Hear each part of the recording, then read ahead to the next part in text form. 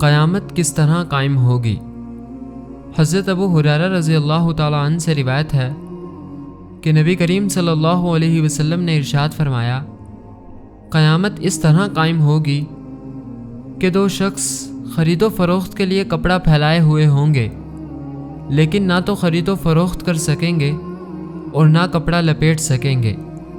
اور قیامت اس حال میں قائم ہوگی کہ ایک شخص اونٹنی کا دودھ نکال کر لائے گا لیکن اسے پی نہ سکے گا، اور قیامت اس حال میں قائم ہوگی کہ ایک شخص اپنے مویشیوں کے لیے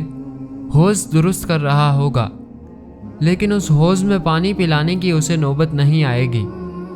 اور قیامت اس طرح قائم ہوگی کہ ایک شخص اپنے منہ تک لقمہ اٹھائے گا لیکن کھانے کی اسے مہلت نہیں ملے گی۔